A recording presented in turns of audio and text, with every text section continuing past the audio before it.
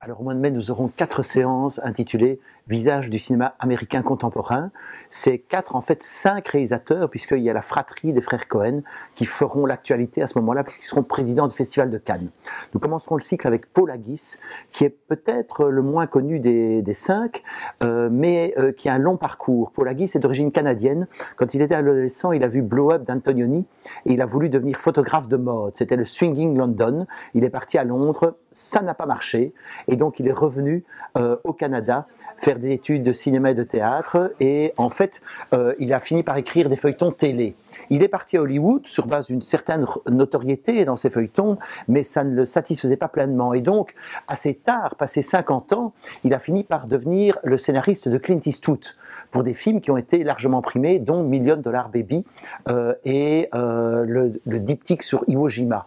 Et l'année où il scénarise Million Dollar Baby, il réalise, c'était pas son tout premier film de long métrage, il y en a un qui est invisible aujourd'hui, qui parlait de l'interdiction du rock dans l'Union soviétique des années 50. Je n'ai même pas réussi à me procurer un exemplaire, mais par contre, son premier film Crash Collision est une pure merveille, et c'est un film mosaïque, c'est-à-dire c'est un film qui parle de destin entrecroisé. Il y a une trentaine de personnages, j'amènerai un tableau pour montrer comment Paul Haggis a réussi à tricoter toutes les relations entre ces personnages, et bien sûr il faut donner une unité de ton, une unité de thème, et l'idée de la collision, ça se passe à Los Angeles, c'est l'idée qu'en fait les gens entrent en conflit à cause de préjugés racistes ou culturels et à cause de la méconnaissance de l'autre. À peu près tous les personnages vont être pris pour quelqu'un d'autre et quelqu'un d'une autre culture.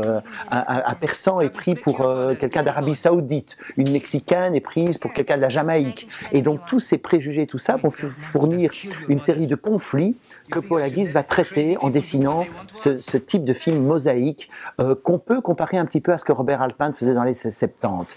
Alors dans la suite, Paul Haggis n'a pas réalisé beaucoup de films. Il a fait un très beau film sur un père militaire qui veut comprendre la mort de son fils qui est revenu d'Irak. Il était GI en Irak et il a été tué. Et c'est un film très intéressant. Ces autres films sont peut-être moins aboutis. Et puis le dernier revient à cette forme de destin entrecroisé. Il s'appelle Third Person Puzzle.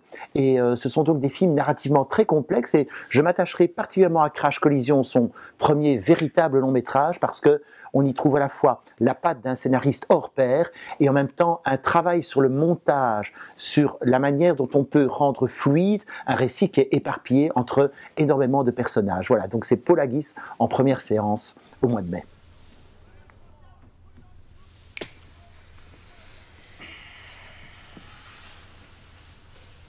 Do I look like I want to be on a Discovery Channel?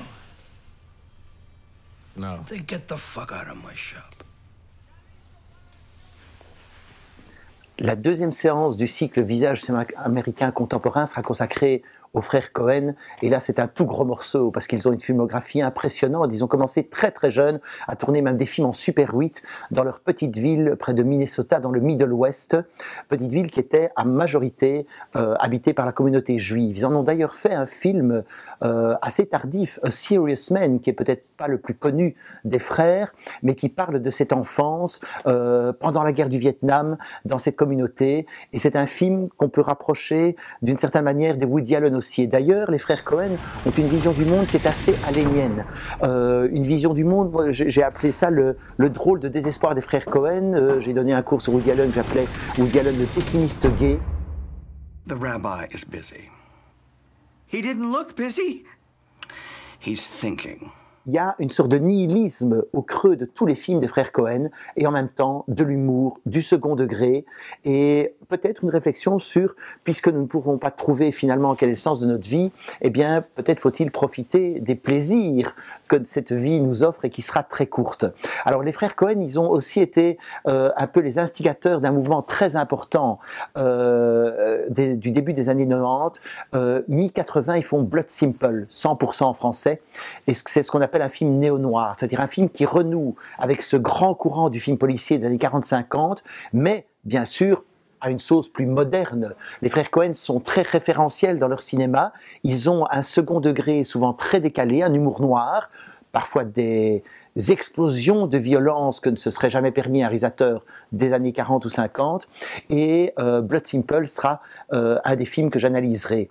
Alors bien sûr, il y a aussi une filmographie très impressionnante, ils vont même jusqu'au western, hein, True Grit, qui est beaucoup plus nostalgique, c'est un remake d'un film avec John Wayne, et le remake est beaucoup plus triste que l'œuvre originale, mais je pense que voilà, il y a à la fois ce côté autobiographique caché chez les frères, qui sont des gens qui, dans les interviews, ne disent quasiment rien sur leur cinéma. Donc il faut les décoder. Et puis en même temps, il y a tout ce côté qu'on pourrait appeler postmoderne, beaucoup de références, beaucoup d'effets de style, mais contrairement aux détracteurs, à ceux qui n'aiment pas les frères Cohen, je pense que ces références et ce style sont au service d'une vision du monde que je détaillerai lors de cette séance-là. He's coming around.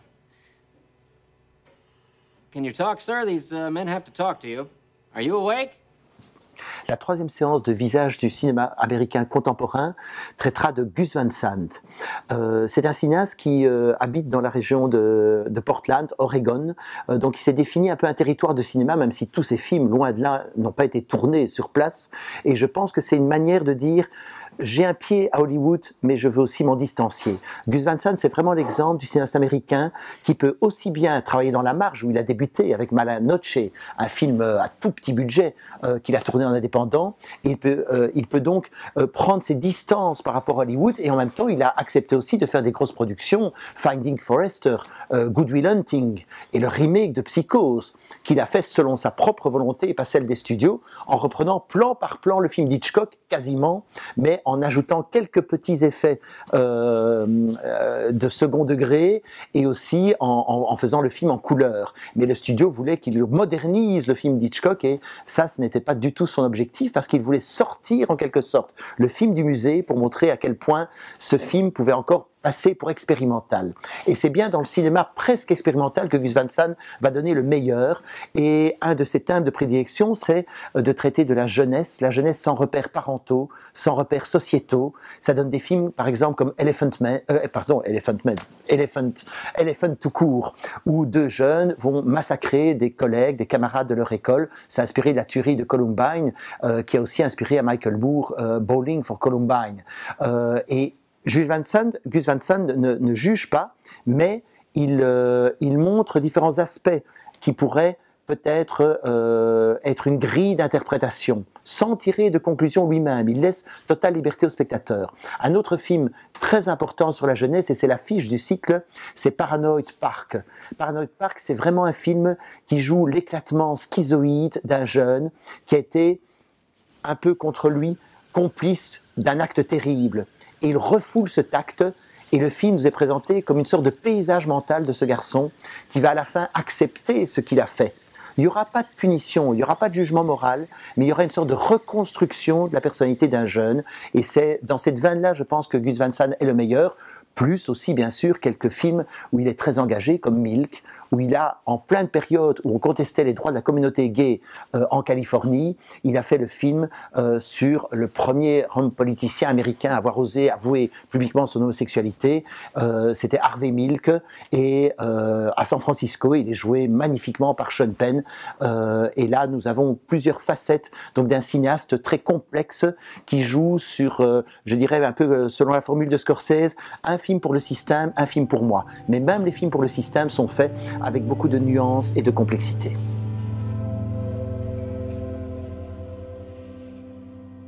La quatrième séance de Visage du cinéma américain contemporain sera consacrée à Paul Thomas Anderson. Le titre, c'est Paul Thomas Anderson, l'expérimentateur. Pourquoi ? Parce que c'est quelqu'un qui, pour chaque film, essaye autre chose. Chaque film est une sorte de prototype, donc il est difficile de définir l'univers d'un réalisateur comme cela, mais par contre, il appartient à une génération. Il appartient à la génération des Tarantino, c'est-à-dire les gens qui sont autodidactes et qui ont fait leur formation dans les magasins de location de vidéos. Donc c'est un cinéma qui peut être très référentiel, et en même temps qui parfois va très loin de manière audacieuse. Et sur le plan politique, par exemple, Paul Thomas Anderson a fait un film, There Will Be Blood, que j'analyserai, qui est extrêmement virulent concernant le capitalisme sauvage. Or, malheureusement, le turbocapitalisme est de mise aujourd'hui. Et donc, il a fait un film très virulent, s'inspirant d'un roman des années 20. Il reconstitue d'ailleurs la période avec un soin documentaire étonnant.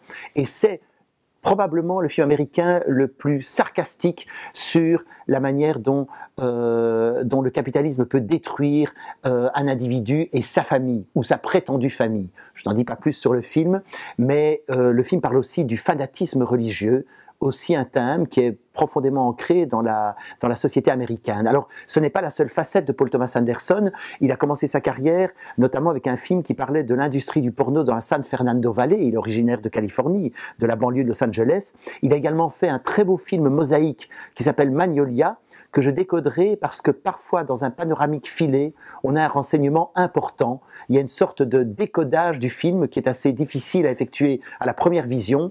Et ceux qui ont vu le nouveau film de Paul Thomas Anderson, Inherent Vice, qui est en salle en ce moment, savent qu'effectivement, au bout de 2h15 de film, on se pose beaucoup de questions.